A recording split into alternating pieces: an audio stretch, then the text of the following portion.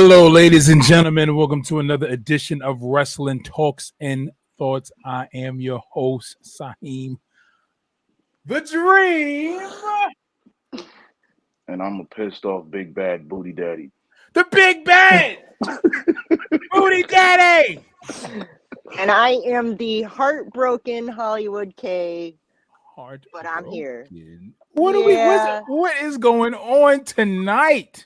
I'm That's- still a little. that's I'm what's still a going little- on. Yeah, I'm still a little sad from last night, but I'm good. But I'm also a little heartbroken that we didn't get The Rock coming out at the end of WrestleMania to set up 39. But I have a feeling Okay. that'll happen at Backlash. Okay. We got somebody else here. J Mac, man, come on, man. I am the one, the head of the table. Oh God. J Mac, Why? man. The You just had to tribal rub chief. you just had to rub it in, huh, Chris Brown? Here we go. There was a lot that impressed me from tonight. A lot. They didn't end it right. They didn't What? end it right. It ended the way it was Nah. supposed to end, and it was Nah. sweet. Nah. I think It Brock's retiring, yo. No, Now- I think it. Okay. I think it would have. So I think it would have ended off better if, like I said, if the music would have hit after Roman won, and you just hear, "Can you smell what The Rock is cooking?" No, I think That the crowd would have. So- I think the crowd was too dead for that by that time. Yeah. Too early. I feel okay. So only thing I do agree with you. I feel it should have ended differently. That whole spear after the Kimura, when he said his shoulder was all separated. That Like, shit was I bad. feel it could have ended a little better from that. But Yeah. we all knew that there was no way that Vince was going to stop Roman's momentum Mm-mm. at this Right, point. because he's worked so hard to build it up. DJ Yeah, FaZe right. says, Yeah, I'm he here worked so supporting hard, the yeah. podcast and my sister Kayla. Thank you, DJ FaZe, for joining us. He Hey, worked bro. hard. How he worked hard, Si?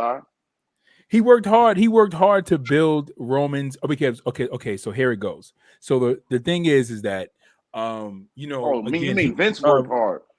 No, he did because the fans wasn't over with Roman. Oh yeah. Vince worked hard. He's talking about Roman. Roman. No. got lucky. I'm saying, well, I mean, Roman did work hard. I mean, he kept coming, to perform every night and every pay-per-view, but Vince And he worked was very waiting for The hard Rock.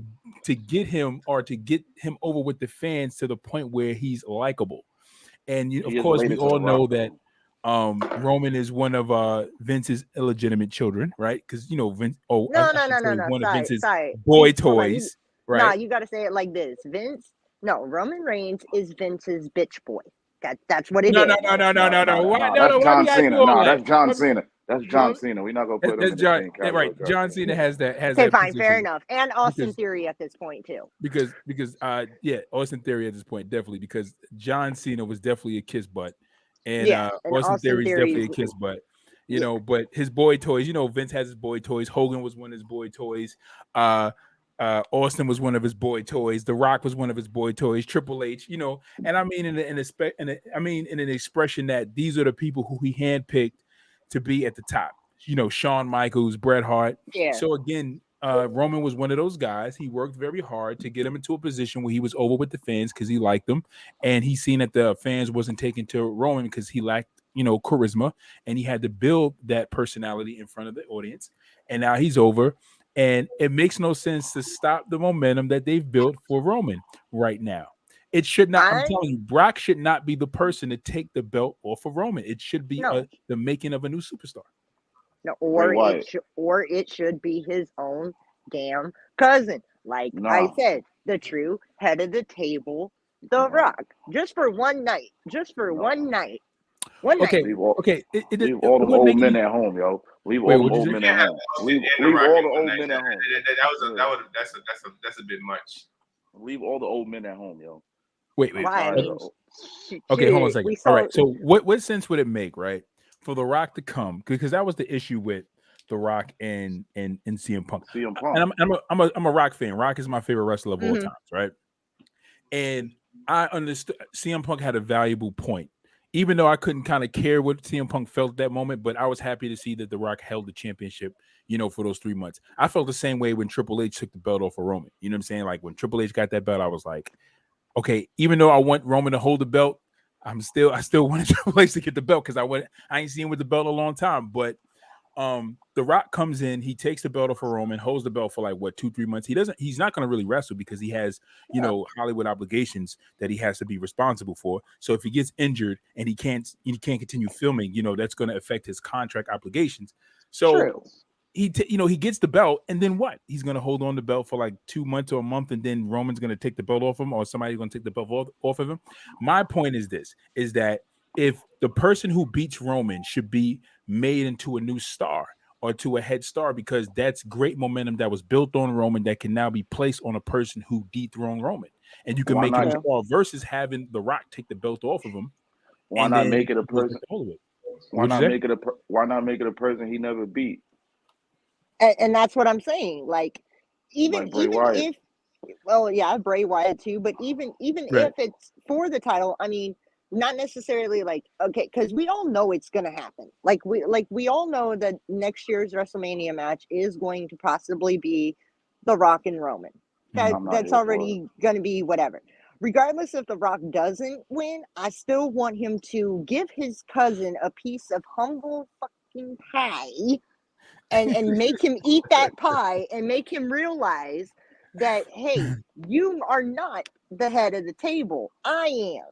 Like, I am. So you're like you really have like an old school wrestling mind. Like you're like you sound like an old school fan. Like you cheer for the good guys and you boo the bad guys. I mean, hey, at the same token, my husband and I were watching it, and as soon as Stone Cold came out, I'm sitting here like, oh gosh, here we go. Like somebody, like he corrected the wrong about McMahon trying to take Pat McAfee's win away and whatever else.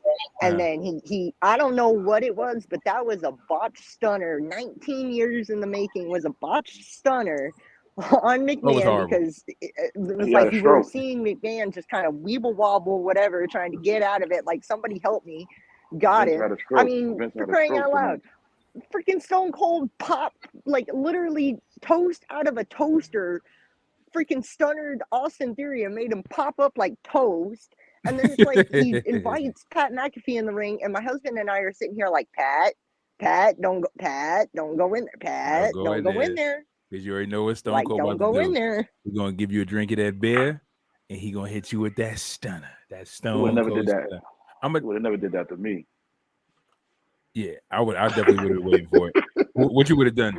The big bad booty daddy. What would have you done? Tell us. Oh man, I don't know what I would have. I would never win that ring. I know that. I would have gave him the thumbs up. But you got it, Martin. Oh man. Hey man, listen. What do you? So I mean, I thought that night one. I enjoyed it. I enjoyed the whole weekend. The whole weekend was fire, bro. Every promotion did they thing. Yeah. Every promotion did they thing, bro. Besides Vince McMahon turning into a sociopath and taking over the show, and doing the same thing Shane tried to do at the Rumble, you're gonna do at the Mania. That was like a shot at Shane McMahon. Like, you want to take over the Rumble? I bet I'm gonna take over the Mania. Vince is losing his damn mind, and I thought he had a stroke. I thought he had a stroke before that stunner. That's what it looked like. Right. I thought he was having a stroke. I know. But did anybody notice how slow or how he could barely throw Pat McAfee into the turnbuckle? Like Pat McAfee had to really sell that throw to the turnbuckle. He did. But to be honest, I was impressed by Pat McAfee's in-ring skills. Like I didn't know that. I knew he was gonna do all that. I didn't know that he had started training back in 2017. I never knew that, but like I was impressed. Like I was sitting here, I saw him hit a freaking Hurricane Rana on Austin Theory, and I was like, where the hell did that come from? Yeah, Pat that's Swanton. Yeah, no. Go ahead. Yeah, like I said, the match he had with Adam Cole. If y'all haven't seen it, like that's when I first saw. I was like, wait a minute. Like honestly, I think that match stole the show. Yeah, I thought that show stole the show for that takeover. But yeah, he did way better that match. But then again, we are comparing Adam Cole to what match you like better, the whole night tonight. No, between the McAfees, his 3 matches. Oh, like him and him. Nah, I think I like the one-on-one match he had with Cole. War Games is second, and this one with Austin Theory was definitely third. Yeah, I put that same order. Yeah. Pat McAfee definitely came and he showed. You know what? I think we need more Pat McAfee. I think we need more Pat McAfee. Yes, more Pat McAfee fighting matches. Right. I will not be opposed to it. No, Pat McAfee versus Ricochet. I'm calling. I need it. And as a fan, as long as Michael Cole's been on commentary, I have never really seen him get out of his chair ever. And he was like standing up, rooting for Pat and everything else. I mean, I know that that's his, partner on SmackDown, but it was like he was rooting for Pat. Like, I've never seen Michael Cole ever get out of his chair. Yeah. You would have thought Jerry the King Lawler was in the ring the way he was up. Right? Wow. Yeah, I was definitely floored by that. But I definitely would say out of both nights, out of night 1 and night 2, night 1 was definitely the best. It had the best matches. Of course. It was I was more into night 1 than I was into night 2. The AJ Styles and Edge match, I was like, what is going on here? The only thing that shocked me was seeing Damian Priest show up. I called it. I know you did. And I'm sitting here like, oh, God, we're about to get a whole faction with Edge and Damian Priest and probably one other person. They said Ciampa's the third one. Oh, Ciampa? God. They said it might be Ciampa. They said Edge wanted Ciampa. That's going to be ugly. I still like my faction that I predicted on the show months ago. I'm still holding to it. I hope it happens. What faction? I'm a writer. Finn, AJ, Ciampa, and not no damn Butch, but Pete Dunne. right. Don't even get me started on Butch. Speaking of Pete Dunne, he was looking like a badass little kid out there. He was.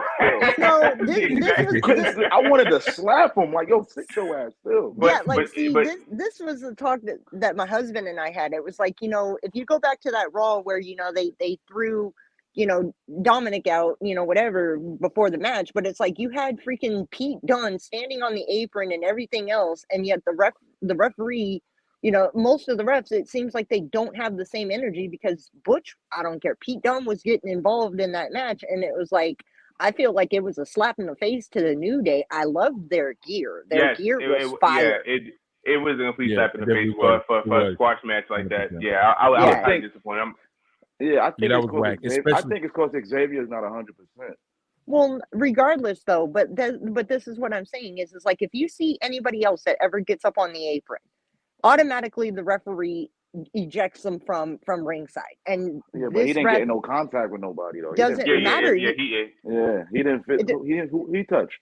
Yeah, I think he didn't physically touch anybody. Now if he'd got involved in that way, I think he'd have been ejected. But if he was going to get all the time, But the thing is though is look at all the matches that we've seen where like the referee tells the person, if you get up on the apron one more time, I'm gonna kick you to the back. And Pete Dunne got up on that apron at least like 3-4 times, and it's like, well, where's the energy of sending him to the back? Right, that only counts in storylines when I know. But even look at Takeover when Robert Roode got involved and the referee saw him, kicked him out. He sent him to the back, and he coming right back out. Speaking of Takeover, speaking of Takeover, you can't tell me what to do. Shout out to the Dolph, man. Speaking of Takeover, the zigzag. Where's Sean? That's probably why Sean ain't coming on the show today, because Sean I was shocked. He didn't want that smoke today. He ain't with that smoke today. Kenneth Tooley says the match with Cole was the best out of the Pat matches. He says, "Yo, the way he ran to the ring, he looked like a kid." He was like a badass hold kid, on. Yo, DJ, we'll talk about that later in text messages. Oh man, he was like a badass kid. He did, but go sit down. I just have to say this. The fan that caught that football that Pat McAfee kicked, that is one lucky fan because that ball went a lot of money. Far. Well, That ball went far. Let's talk about when Vince McMahon punted the football. But into that was his finisher. That was his finisher. Yo, that was his finisher. Yeah, Vince is a jerk, yo. He can't do the stunner no more. Look, you saw when Austin kicked him, how he flapped to the ropes. Austin was like, yo, stay still. He was trying to flap it off. Yo, I'm sure that was a last minute put in right there. Yeah. I don't think nobody in the back knew that was going to happen. No, but the funniest last minute. I think the funniest thing is like I said, regardless of the fact, like we all know Stone Cold. Anytime he offers you a beer, it's like you saw Vince's eyes when he offered him one, and he's just kind of like, I don't know if I should accept it because of their past, yada yada yada. But it was like I was saying, when my husband and I were watching it, when Pat got the beer, I'm sitting here like, don't do it, don't do it, don't get in that ring. Just I'm telling you. But I have to give Pat McAfee credit, because I have never in my life seen somebody commentary their own match who's a color commentator. Pat was funny. The Rock did it. The Rock did it. Well, first and foremost, I don't think Pat McAfee saw night one when Byron Saxton got in the ring. Austin offered him a beer. Like I don't know if Austin Theory didn't see that or wasn't paying attention. Because he does the same thing and falls for the same mistake. Like, I'm gonna get in the ring. Yeah. He saved me. All right, cool. We you good. know why? Okay. You know why I think that was a last minute put in? Because there's no way in the hell the writers was in the back and just came up with that idea. Like, you know what? Oh, I think they did. Because Vinny Mac get in the ring. It made sense though, because when you look at how everything kind of went full circle, it was like, all right, so Pat's gonna wrestle Austin. He's gonna lose, right? And then Vince is gonna jump in. Remember, initially Austin came back, right? Yeah, right. Because initially it's supposed to be Pat McAfee versus McVince. Initially, that was the initial, planning. But I guess they felt like Vince wasn't, physically we saw he's not physically capable of having a full match. So, now I'm looking back on it. That's some bull. So you squashed the New Day match to give them 2 minutes, so Pat McAfee can have a 30-minute match. That's some bull. It was, but however, it was definitely highly entertaining. I enjoyed it. Like, I definitely enjoyed the match between McAfee and Theory. And then, when Vince came in, I was like, is he really going to get in? He got it. It was just hilarious. He was just like kicking McAfee on the floor. It was funny. It was just like, all right. And then when he punted that football into his stomach, I was like, yo, this guy's a jerk. Yeah, like, but the highlight for me though was seeing Cole asking McAfee if he was okay, and then you see McAfee like laying by the announce table and just drinking the beer while he's still kind of right. Like, so real he was just kind of like yeah, like knocked out, still drinking the beer. I was like, this is ridiculous, but it was funny. It was good. I mean, it was entertaining. I think that's the thing about Vince, that Vince always tries to incorporate in WrestleManias and into his brand. But again, when he was trying to do it, it's like when he did it in the earlier stages, it worked. When he was trying to do it in the PG era, it wasn't working because we didn't get high entertainment value to match that, or to really kind of like, give us a good flow of balance between it. But it was good. What about the Johnny Knoxville match with Sami Zayn? That was fire. Yo, it was fire, yo. That match was fire. Yo, we man a moment of the night. Don't even give me scoop body slam Sami Zayn, bro, and he held him up there for a little bit. Don't even get me started on that match. That match, I'm sitting there, I'm laughing when I saw the big old freaking, like, first I see the boot thing and I'm like, oh God. Actually, what got me laughing the most was when Chris came out wearing, like, his WrestleMania, his ass cheeks were out clapping at WrestleMania. I'm sitting here like, oh my God. And then the big old mouse trap was just hilarious. I didn't really see that match, so I got in late, so I came in during that match, but I happened to, I was on the phone and I looked, I'm like, is that a big mouse trap? Is he caught in a giant mouse? I said, yo, I'm done. It was and then you hear Corey Graves, oh, a mouse trap from the streets of New York. Yeah, he's like, get right. Yeah, I need we need, I'm gonna go back. We need those in. The only I think I missed like the first hour and a half. So I'm gonna go back tonight and probably either tonight or the morning, and I'm gonna watch those matches that I missed. It's only 3 that you missed. 3 short ones. The only thing that I missed or that I didn't besides miss the RK Bro match. Yeah, the only thing that I wish, like, I know the whole Jackass crew was there, but there was one person missing, Steve-O. I'm sitting here. He don't do the Jackass stuff no more. Oh well, damn, because that would have been funny. But like him or Ben, ever since Ryan Dunn died, a lot of them don't do it no more. But I know when when Sammy punched or not punched, but face mushed what's his name? Jasper. His dad was getting pissed. I'm sitting here like, oh gosh. But I told my husband, I was like, I have a feeling the Jackass crew is gonna get involved, and then all of a sudden you see, but it's like you did say that. You said that earlier. Yeah, you said that. But they already said it was all gonna come out, so I already knew. Now I feel like now what they should have done, even though it was already a lot involved in the Pat McAfee and Austin. I mean, Austin Theory, Austin Squared, and Vince. I feel like after, like when Vince and Austin was attacking, that's when you could have had your Shane, so Shane could have his moment. Oh, you know what I'm saying? And then somehow I thought Shane was gonna come out. I thought so too. You know what I'm saying? But then I told Kayla, I said, "Yo, here comes Shane, mm-hmm. yo." I said they're gonna send Shane out. Yes, this is the moment. Right. I think that would have been perfect for him since he wanted to have his WrestleMania moment. He wanted to be there. It would make sense because his father the one fired him.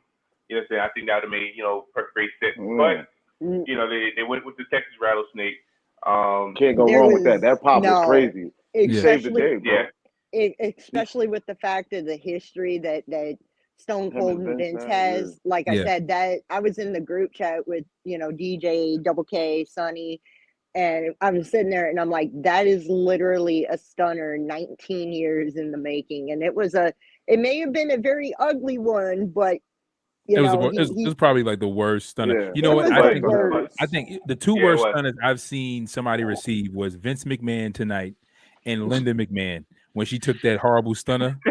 Remember when Stone Cold stunned the whole family? That was bad. Yeah, that was one of my favorite Stone Cold moments. Probably one of my favorite, or probably the favorite. But because he was like, "Don't leave," and then he's like, "I got something for you." That right there.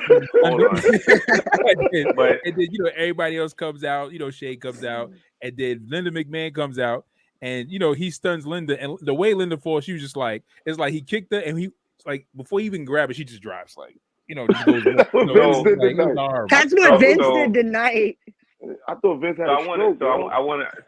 I kind of want to backtrack. I saw something the other day, and when I saw it, it might have been last night or this morning. And so I want you to try to pull this up. I want the world to see this. Okay. I don't know if y'all saw, but Saheem's reaction last night. I saw Cody. I saw it. I commented on it with a laughing emoji. Crazy. You went that was iconic. It was just it was actually I thought you showed more emotion then than you showed when Bianca and Rhea eliminated Charlotte at the Royal Rumble. But that was not on tape. But last night. You telling me he almost shedded a tear, man? Yeah, he almost did. I think so. He was full of emotion. If he needed to be in the building with that reaction he had last night, he should have been in AT&T Stadium because I was quite emotional. He definitely brought AT&T Stadium to his crib last night because his reaction, I was like, okay. Yeah, I was quite emotional. My wife, she actually posted the Shout out to your wife for sharing that. Yeah, because as soon as he came out, I was like, I was going ham. So you want to see my reaction? She was like, do it again. And I was like, oh God, here we go. So I was like, whatever. I just ignored it and kind of like went back into the moment. Just started yelling, "It's Cody," because I was happy to see him there, man. Listen. Yeah. If Cody would have never showed up, all of us would have been like, this WrestleMania was all right. But Cody is the thing that made one of the things that made WrestleMania. I agree, and I think the thing for me, I'm gonna send y'all in the group because I was watching WWE always does behind the scenes and lead up, So they did one with Cody. It's like 3 minutes long. I actually enjoyed it. So I'm gonna see y'all in the group. But so I'm watching it. So as you said, Si, we all know it was gonna be Cody. But we was like, WWE may hit us with a curveball and be like, no, we're gonna give you Shane McMahon. But thank God they didn't. So Seth is in the ring, and I'm like, okay, it's anticipation. Okay, who is it? So the lights go. So the lights go out. The pyro comes from the turnbuckles, and the pyro goes up the ramp. And then when I heard that first strung from the guitar, and then I heard wrestling has work, I went crazy. I was like, let's go. Yeah. Then I heard it. When I heard the Kingdom theme music, I think that's what made me happy, because I've always said on the show, if Cody would have came back to Dashing Anything, Stardust, I would have. If he'd have came back to any of those gimmicks, I'd have lost it. But I don't know if y'all peeped when he did the cartwheel in the Stardust. I said, don't give Vince no ideas, Cody. So I don't know. I think what Corey Graves said, he was like, when Cody did that, it was shedding dead skin or something like that. But it was very interesting. But yeah, like you said, and Vince was like, oh, you can still do a cartwheel? I mean, I agree with that. Hold on a second. DJ Faye says, yo, Jasper Dad was Crip walking in the ring, best part of the ending of the match. He was. Yeah, he was. He was really Crip walking. He was. Oh my God. I kind of cannot wait for the next pay-per-view being WrestleMania Backlash, because, I mean, as much as I hate Logan Paul, the fact that he sold that skull-crushing finale, got back up, and was just like, what the fuck was that? Yeah. Type thing. And then the digital back in the thing, like he was literally like, what the F, Miz? Like, what the F? Like, whatever. So I kind of want to see Logan Paul versus the Miz. Yeah, I think we should definitely get another Logan Paul match. He did very well. Him and Pat McAfee did exceptionally well. Yeah. I think, and shout out to Logan Paul for training hard. Definitely. And the craziest RKO I've ever seen in my life tonight. Oh yes. Oh God. Yes. When you go back and watch that match, Riddle did the craziest RKO ever. Oh and yeah. Then Randy followed, and then Randy followed it up. Look what I came across. What's that? Somebody burning Cody's shirts, yeah. After he made his WrestleMania debut. Like, why would you do that? Boy, here we go. Is it that serious? Here we go. I see. It's funny. I was on Facebook, and I was scrolling through like comments and stuff like that on, like, I was just scrolling through my page, whatever, and they showed a picture of Cody Rhodes returning at WrestleMania. And in the comment section, somebody was like, AEW fans on suicide watch. Like, they not wrong. I don't think that tops the my point. Yo, I'm not gonna lie. When I wasn't home when Cody showed up, but I popped up in his face on Twitter. I was kind of happy when they told me it was Cody. I was drunk though too. So. Yeah, I think it was Double K space that you hopped into last night. I was drunk, but I was kind of happy when they told me. I said, I don't like Cody. I know that. And then when I seen it with my own eyes when I came home, I'm like, nah, that's how. Okay, so do you feel like Cody being back in WWE may breathe some new life into his character, and that you may take a liking to him at this point, or? Yeah. I'm kind of with Ant on that too. Like, as long I'm liking him. As long I want him as to be Cody, Roman, yo. Yeah, as long as Cody gets to keep creative control of the person that we see now, like this Cody, I'll be okay with it. Like, I'll be okay with it. Listen, I'm not gonna lie. I would cry if he wins the championship. I would cry. Like, if it goes back to the whole Stardust gimmick, I ain't here for it. I'm not here. Even if Stardust wins the championship, I will cry. Okay, so real quick, I got some news. So the rumor is that. So the room. What were you gonna say, Jay? Actually, before you go into that room, I had a little joke that I saw. So I posted in the group, but I guess I'll share it for the world. So it said, is it Cody related? Huh? Is it Cody related? Yeah. Okay. Well, no, it's sort of, kind of, but yeah. So we all know all the releases that WWE had and AEW signed. So it was a funny post that said Vince traded 15 guys for Cody. Oh yeah, for Cody. I saw that. To get Cody back.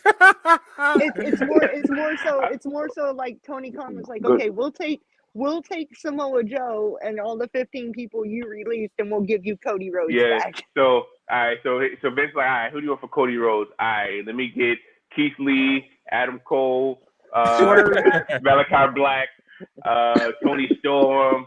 Who else I want? Let me get Kyle O'Reilly, Bobby Fish, Swerve. Let me get Buddy Murphy, Martinez. Let me get Mercedes Martinez. Vince like, yeah, you want all of them? You want a draft pick too? Cody, so Tony was like, yeah, you might as well give me a draft pick. So Tony may have a draft pick in there at some point. So yeah, that was funny. All right, yeah. So Jay, so here we go. So actually, Jay, you just sent me this article real quick. I am going to post it up. Mania was on for 7 hours today. Yo, that's crazy. Are you damn? It's on for 6 hours. It started like at 6 or something like that, 6 or 5. It came out since yesterday with the pre-show. Yeah, it came on for 5. Actually, the main show started for 5 for me and whatever. Yeah. So because I think take over from 1 to 4. Yeah, and then from 6 to sheesh. All right, so here's the article. Actually, Jay, you sent me the article, but this is actually what I was leaning to, where it was related to Cody. Cody Rhodes asked WWE to never see Stardust again. So I'm gonna post the article in the Wrestling Talks and Thoughts group. But to summarize, what I was hearing was that when he had when Cody Rhodes decided to return to WWE, he had a meeting with Vince, and Vince actually flew out to go see him. They had a conversation. He flew out to go see him to talk to him about his return, so he could do the signing. And he told Vince, he was like, "Yo," he said, if I come on, I want to come on as the Nightmare." And he was like, "I don't want to be the Goldust." And then, Vince's response was like, "The character ain't broke, so they don't need to fix it. So he's fine with it. So we don't have to worry about Stardust coming back." And also, Cody signed a multi-year deal. With also included in that, he's also going to be the executive producer of the A&E documentary on his dad. Oh, his father. You're right. Yeah. So here was my issue. That me and Sean was going back and forth in the group. Sean didn't like it. Sean couldn't stand the fact that Cody was there. He said it wasn't exciting. He hated it. He called him a turncoat and all that. So I asked him, like, I was like, so AEW signs all these ex-WWE guys, but yet, you know what I'm saying, as soon as WWE gets some kind of a big name that can generate buzz, that generates excitement, you're not feeling it. He was like, nah, he's a sellout. I said, how's he a sellout? He's like, oh, he had all these rights with AEW, and he had all this power, but he ends up turning that down because he got an argument with Tony Khan and goes to WWE. I said, well, you could say the same thing about Tony Storm. And said Tony Storm was in the main event picture. If she was fighting Charlotte every week for the title, she didn't get her way, so she ended up leaving. You know what I'm saying? Which forced their hand to fire her. But yet, less than 30 days later, she ends up in AEW. So if you're gonna say that about Cody, you can say the same thing about Tony Storm. Right. Well, the thing is that, exactly. And another thing is that Cody was turning home.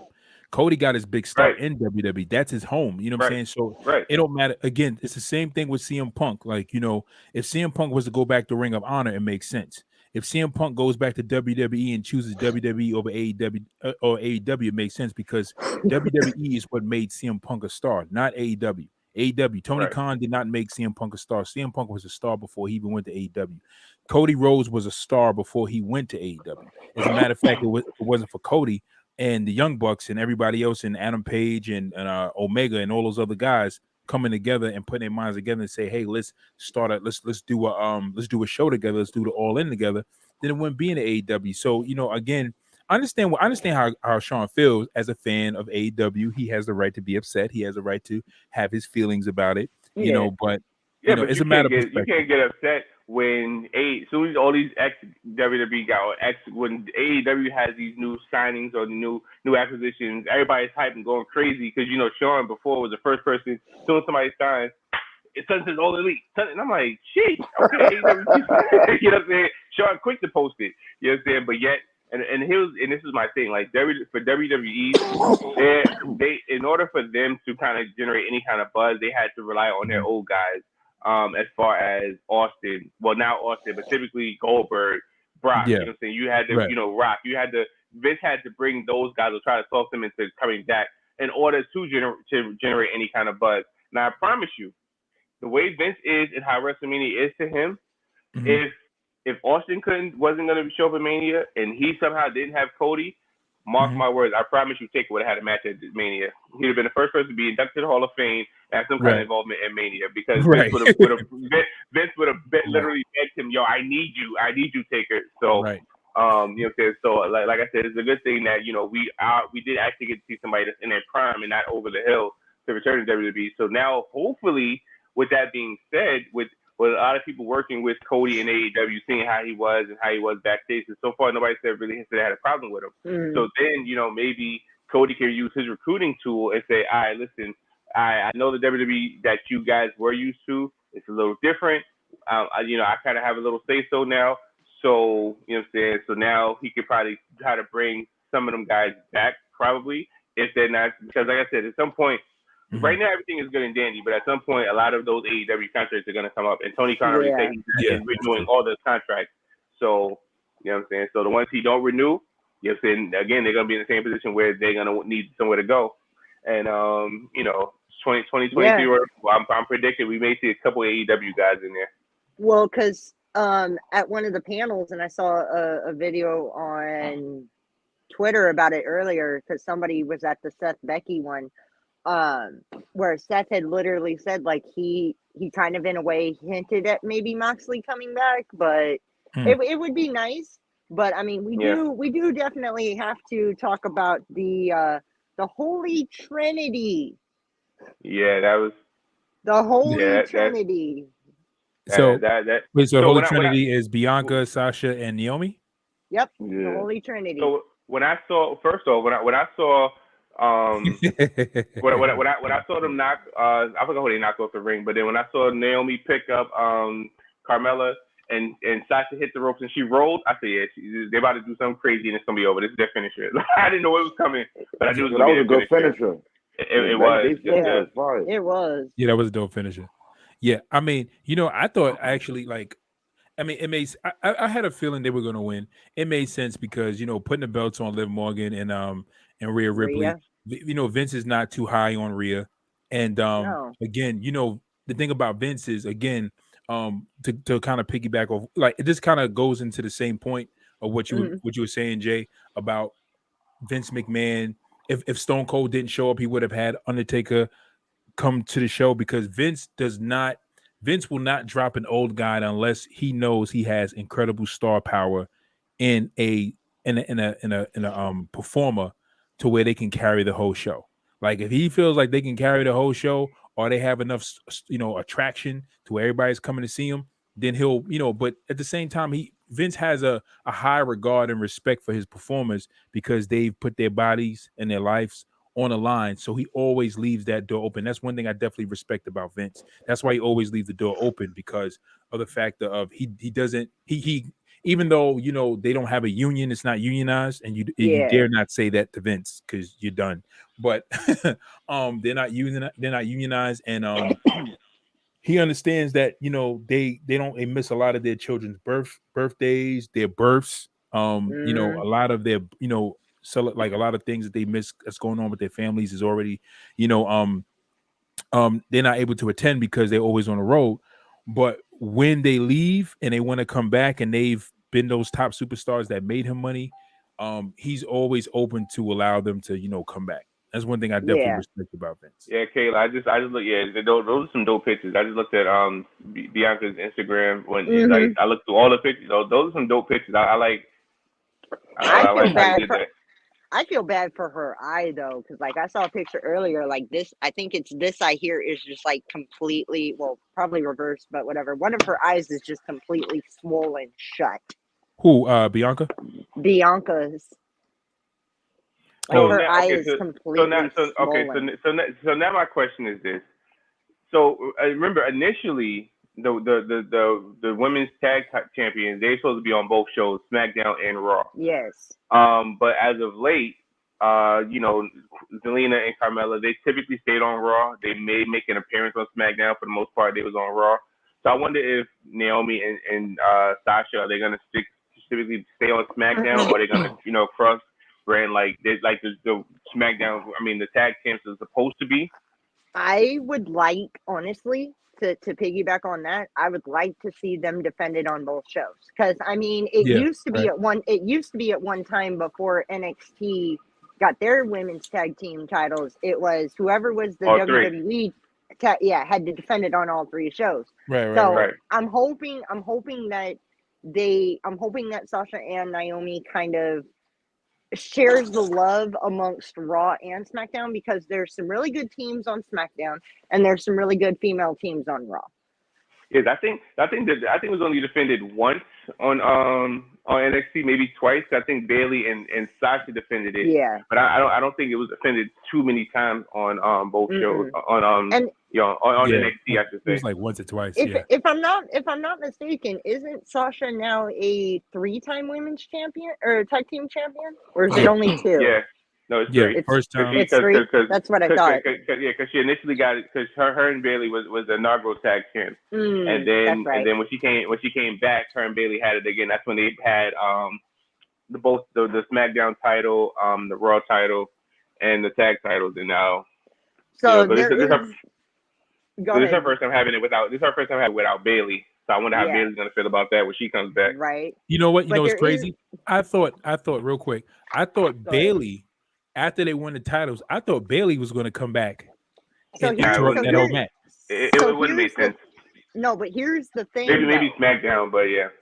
But here's the thing, though. Bayley was actually in the crowd and had a sign she was? that said, "Yeah, she was in the crowd." She had a sign that said something about something Baszler. Like she had a sign that said, I don't know what it said, but it had something to do with Shayna, and she was in the crowd. Like she was just kind of chilling, like all the way. Like I want to say she was almost kind of not sitting in the nosebleed, like all the way up at the arena, but she was kind of like all the way up there where like somebody caught a photo of her, or she took one. I think she posted it on her Instagram, or hold on, I think she put it on her Twitter. Let me look right quick while I have my tablet, because I think.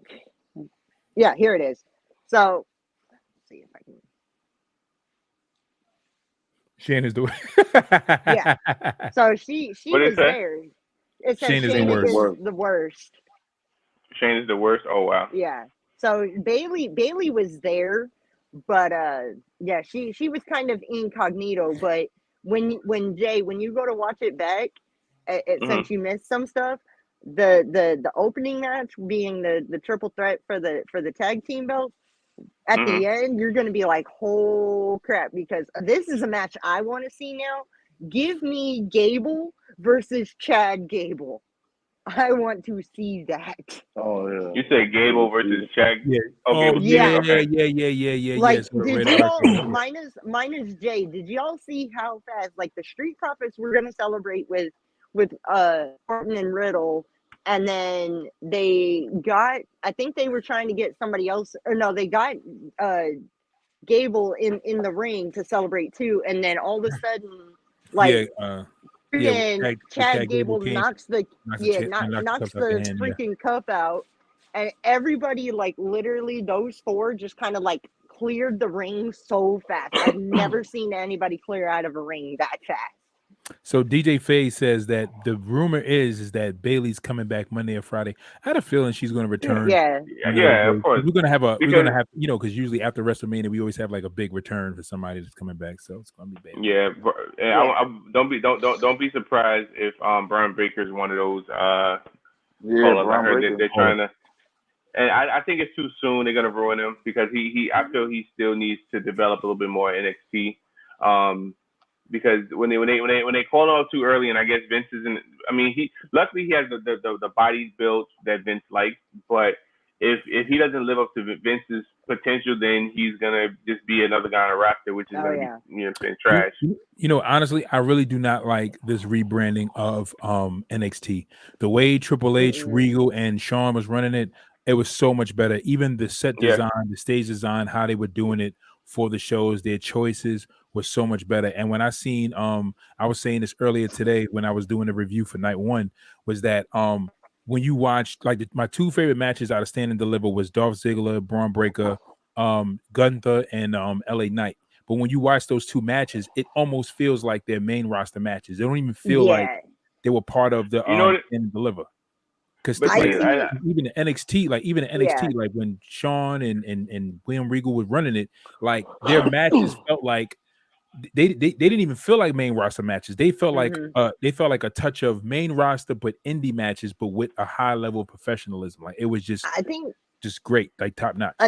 Another match from Stand and Deliver that I like was that ladder match, because Carmelo Hayes got a fan out of me after that match last night. Like, good gosh.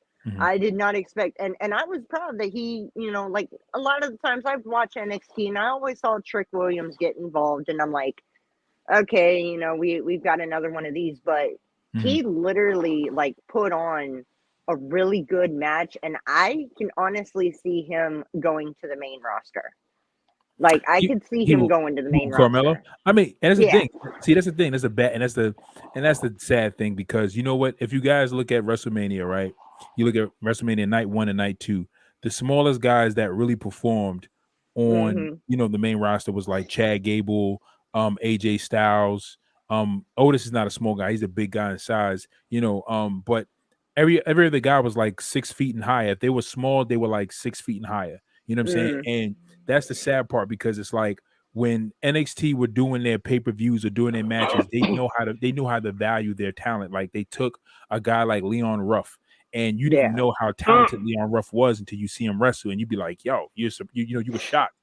And when you got a small guy like Carmelo Hayes who's going to go to the main roster, he's not going to be utilized properly. Like, look at Ricochet. You know what I'm saying? Look at Finn Balor. You know what I'm saying? Look at all the smaller guys. Like Bobby Roode is not even a small guy. You know, he's pretty, you know, stacked in size, but he's just as big as Braun Breaker. And they said that Vince took a liking to Braun, but I don't think, even when Carmelo goes, I don't see Braun. Even looking at Pete Dunne, right? They changed his name to Butch, made him like the little brother. Now he's like this little, you know, little scrapper who's there, who doesn't really have any matches. I think he's may have a match with Xavier, but Vince is not fond of big guys. So as much as talented as Carmelo is, and as much as I would like to see Carmelo do more, there's that anxiety of he goes to the main roster and not get utilized. Just like Leo Rush. Yeah, that is true. I think Carmelo would be good though. Vince doesn't like cruiserweights. He doesn't. Yeah, but at the end of the day, like Leo Rush was gold. Like he was money in NXT, and he went to the main roster. You paired him with Lashley. He might have had 1 or 2 matches, but for the most part, like you didn't utilize him like to his potential, and it was just like, they could have definitely did way better. But yeah, I think you know, even what's his name, Cedric Alexander. You know, Cedric Alexander had a huge, you know, following in 205. Then, you know, a couple of matches at NXT. He goes to the main roster, and at first it was cool, but then you had nothing to do with him. You know what I'm saying? So then it's like, all right, you have him, you know, have a couple good matches. Then, all right, let's have him fight Ali. All right, let's put him in a tag team with Ricochet. All right, cool. All right, they about to get some in. Nah, you know what? I don't like him. Nah, forget him. Let's have him be squashed. You know what I'm saying? So it's like, I don't know. Vince has this thing about cruiserweights. Thank God Rey Mysterio lasted as long as he did. But right? Yeah, and the sad part. But the sad part about that is that if Vince was booking them right, Vince would have booked Cedric Alexander in a match with Ricochet. We would have had a great match. He would have booked Cedric Alexander in a match with AJ Styles. We would have had a great match. Vince would have let if Vince, again, if Vince was booking right, he would have let AJ Styles and Ricochet say, listen, all right, you guys go ahead and call a spot on this match. We would have had an amazing match if AJ Styles and Ricochet were calling the shots on the match. Same thing with Cedric Alexander, because those guys are very athletic. They know how to do, a lot of agile things that bigger guys can't do in the ring. And we would have seen some amazing work out of them. But hold up, but Kayla, you like that ladder match? It honestly, it was pretty fire. Like it really was. I mean, I kind of laughed not laughed. I hope he's okay. But when Grayson Waller tried to, come off another ladder or something and tried to, put Solo Sequoia through it, I'm like, you just broke your arm.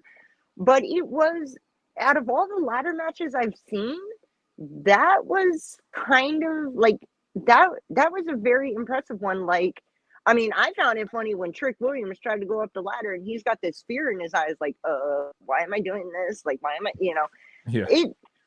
it had its nice touch to it. And I mean, it felt like it literally could have gone either way on who could have won. Like, it could have, I mean, I know Cameron Grimes won, but it could have gone either way. It could have went Cameron. It could have went Grayson Waller. It could have went Solo. It could have went, it could have went to Escobar, or Trick Williams not Trick Williams, but Carmelo Hayes could have kept it. It literally, when you're watching that, it literally could have gone either way, which to me is interesting, because a lot of times in ladder matches, like, when you have people who are in ladder matches that have experience, it's like, okay, you kind of feel like who's going to win. But when those five had so much chemistry in the ring, that I was okay with it. Like, that was the best, ladder match for a title that I've seen in a while. Except I would put that, I want to put that ladder match from Stand and Deliver underneath the WrestleMania one where Big E got the briefcase. Like, that's how it felt. What about, like, all right, real quick, Angela Duca says it was awesome and I loved it. He loved the ladder match. And again, shout out to Angela Duca. He sent me some pictures from WrestleMania and some videos. I'm going to share that with you guys Tuesday when he come on and show with us.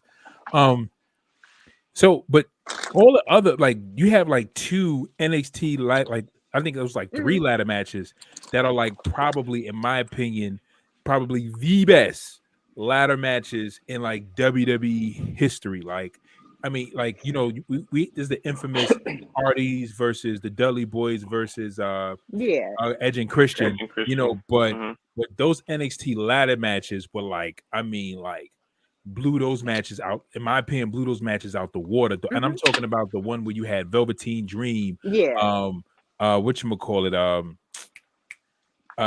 all other guys, Gargano. But even when what's the guy named Damian Priest won his first North American title, like, that match, like, that ladder match was amazing.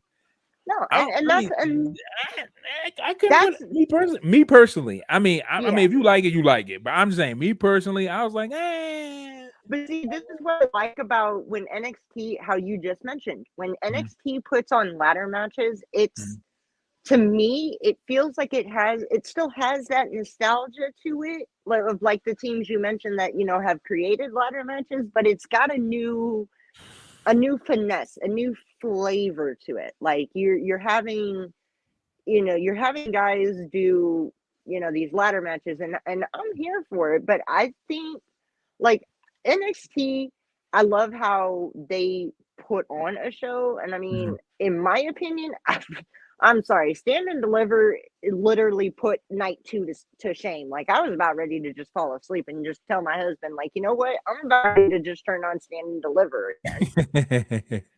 but NXT always does that. NXT always, sets the bar high, and because I forgot what takeover it was, and it went on right before, I think, a pay-per-view, and Triple H, Triple H had he had all the guys back. He was like, yo, what did you guys do? How are we gonna follow that? You know what I'm saying? Like, he said, you guys, I wanted you guys to go out there and do your thing, but sheesh, y'all set the bar hella high. You know what I'm saying? Yeah. But for the most part, NXT shows always did that. And I think that's why did. I'm also frustrated with NXT 2.0 is because like to go back to what Scott said, Triple H, Shawn, Regal, they had a system. They had the main guys. They'll bring maybe 1 or 2 guys up so you can try to learn them, follow them, understand them while they're growing. But you still got your main guys. So by the time we learn these guys, the next person in line, they'll take the title from the top guy at the time. Yeah. Top guy go to the main roster, and then so now at the time when that guy goes to the main roster, we already know the guys that he's brought in. You know what I'm saying? So now we're learning them and stuff like that. So it was easy to keep track because you're like, okay, I got to learn 2 to 3 guys, 1 to 2, maybe 3 guys at most, but I still know my main guys. But what Vince did, he just wiped the roster clean. Like, yo, when I come in tomorrow, y'all are fired. You know what I'm saying? He did, Jay. He did exactly what Vince Russo did in WCW, and look what happened to WCW. Look, everybody over 30, you're fired. He was like, Hogan was like, what? So Vince literally got rid of everybody, brought in all these new people. So now when you see all these new people, like, I mean, at the time, you still had Ciampa, you still had Gargano at the time, you still had Pete Dunne and stuff like that. But eventually, we all see that they moved on. But it's like you brought a ish load of new talent that we knew nothing about. So now I'm like, okay, what is this person? Is a babyface? Is he a heel? What's his move? What's his finisher? What is he about? Is he athletic? Is he dope? Like, we had no idea what to do about none of these guys. You know what I'm saying? So it was just confusing. Like, all right, so I gotta learn these guys from scratch. Like, and it's hard to learn a whole roster like that. So I get your guys' point on it because like my husband and I have talked about this, and it's like we've said like ever since the Black and Gold brand has kind of been done and over with this unicorn rainbow looking whatever, I always fear that any of the call-ups from NXT that get called up are going to get buried. And perfect example, Karrion Kross and Keith Lee. Like, and not so much Keith Lee per se, but like Karrion Kross. You called him up and he lost to Jeff Hardy. And then you with the title, around he had the title. And he had the title. And it's like you sit here and then you change this man's whole gimmick. You didn't even bring Scarlett with him. And it's just like a lot of the people that they call up from NXT gets buried, and that's what I don't like. Like if you look at the Black and Gold brand where like the ones got called up, they didn't really get buried. But now that you have this unicorn popcorn fart of a 2.0, they get called up, they get buried. Not all of them. Well, hold on a second. That's the main reason why Johnny Gargano stayed in NXT solo. That's the main reason why Ciampa didn't want to go. That's why Adam Cole never went to the main roster on the whole Undisputed Era, because of the whole idea of getting buried. Like you bring. I mean, like I said, everybody so far. A handful of guys that was brought from NXT. Yeah, like a handful. The Black and Gold, you know what I'm saying, went to the main roster and actually, to continue success. Where everybody else was just like, okay, we know they're good, but again, I still blame a lot of a lot of talent not being used on the fact when Paul Heyman was relieved of his duties on Raw, because I feel that Paul Heyman was still writing Raw. Yeah, we probably wouldn't have the head of the table gimmick with the wise man, but Raw would be a whole lot more entertaining. A lot of guys that we like and we see, we would, they would have a lot of shine, and guys wouldn't be scared to come up from NXT to the main roster because they know that, like, because, Shayna Baszler and Aleister Black, they were main ones who was benefiting from that. But for some reason, Vince wanted to incorporate him in this stupid Rey Mysterio and Seth Rollins feud that lasted 3 years. God. But I know that feud lasted way too damn long. Way too long. Seth way Rollins longer than it should have. But Seth Rollins even went on record and said it was way too long. Yeah, but real quick, the touch on that point that you spoke about with NXT, like that was the thing. Like when he wiped the roster clean, and he started like firing a lot of the old guys, or started getting rid of some of the older guys, and then having them move up, or kind of like, bringing in a new clean roster of younger talent that we didn't know. That was the bad part, because it was like with NXT, it was like I didn't know anything about Cameron Grimes, but the way he was introduced, like in NXT, they were slowly working new guys into the roster. They'll slowly introduce you to them, slowly work them in. Yeah. And then, they will wrestle, and then you get to know them, you get to see them perform, they'll start a feud, and then, they move on, and they'll slowly progress, and it was just like, for you to just do that whole clean slate thing, it just threw off the whole symmetry, like everything that they had working. It was just threw everything off. Which I agree with that.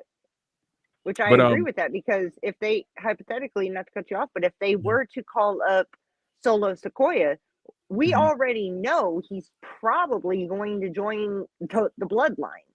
Like, that's not even a sorry, I'm gonna do Paul Heyman. It's not a spoiler, it's a prediction. I hope so. Or it's not a prediction, it's a spoiler that's what's gonna happen. Yeah. But I do have something to show you guys right quick that I found, and Mark Henry is funny for this. Oh yeah, that hand.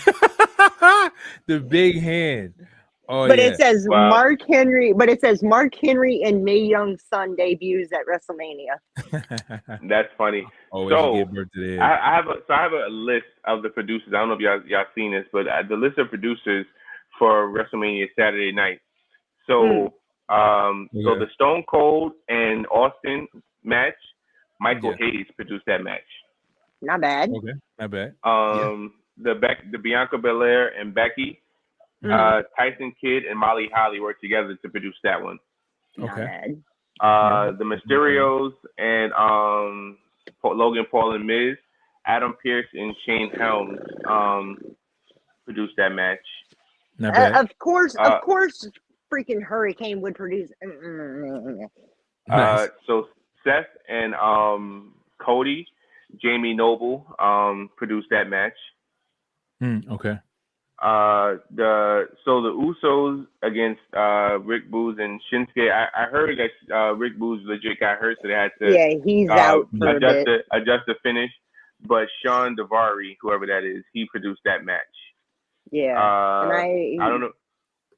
Yeah, I don't know who Pat Buck is, but he produced the Charlotte and Ronda match, and Chris Park produced the Drew McIntyre and Happy Corbin. Now, why would have Drew McIntyre cut the rope in the middle of Mania was just like, okay, what are you doing? That was funny. Okay, why would you even have a Drew McIntyre match against Happy Corbin at Mania? Yeah, right.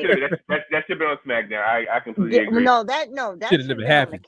That should have happened on the 2-hour kickoff show. But I think the reason that he cut the ropes was because he was tired of everybody asking, like, "Oh, is the sword real? Is it fake? Yada yada yada." I don't even care at this point. As to steal a line from a great wrestler returned yesterday, it was all smoke and mirrors. There's nothing that sword did was real. Like we know Drew was lining up the sword to find a perfect spot to cut it, and when he cut it, you know what I'm saying? I'm just so when he did it, I was like, all right, so we're gonna have an extra long promo now for them to fix the rope. Yeah, right. I actually just found the list of the producers for night 2 of WrestleMania. So the Raw Tag Team Championship match was produced by Abyss, Joseph Park. Bobby Lashley and Omos was produced by Adam Pearce. Johnny Knoxville and Sami Zayn was produced by the duo of Shane Helms and Kenny Dykstra. The Women's Tag Team Championship match was produced by Tyson Kidd, Molly Holly, and Sean Daivari. The Edge and AJ Styles was done by Petey Williams. The McAfee Theory was done by Jamie Noble. That doesn't surprise me. And then Williams and Dykstra also produced the New Day versus Sheamus and Ridge Holland. And then Michael Hayes and Pat Buck were the producers for Brock Lesnar and Roman Reigns. It does not, like I said, it does not surprise me that Jamie Noble had a hand in the Pat McAfee one. And the fact, like, I wish the producer for the Johnny Knoxville one would have just been MTV, because it looked like an MTV match that I was getting. Yeah, it was.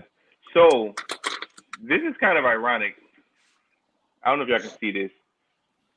but exactly 6 years to the day. Wow. Yep. Wow. The 6 irony. years to the day. What? 6 years to the day that's Stardust? was when Cody left. April 3rd, 2016, he was Stardust. April 3rd, 2022, he's the American Nightmare. Oh gosh. That's interesting. Wow. All right, guys. So we're past the hour mark. It is 1 hour and 10 minutes. It is time to end the show. Yay. And now we have Raw tomorrow. Right. So we thank you guys for joining us for another edition of Wrestling Talks and Shorts. You guys can join us as we go live every Tuesday at 10 o'clock and every Sunday at 12 p.m. We are going to review the Monday night after Mania, and also we're going to review the NXT after Stand and Deliver to see what the Zigzag has to say. Also, the Tribal Chief, what they have to say. Again, if you guys are catching us live on Facebook, give us a thumbs up, share the video so your wrestling buddies can join in the conversation. If you guys are catching us live on YouTube, hit the comment in the comment section below. Subscribe. Again, we are signing off. I'm your host, Saheem the Dream. Told you I was going to wear it too. Well, I can't wait for Sean to see this picture in the group, but I am the one, J McMahon. I am Hollywood K. Hopefully I won't be heartbroken after tomorrow. And I'm the pissed off big bad booty daddy. The pissed off big bad booty daddy. And we will see big bad booty nephew. later.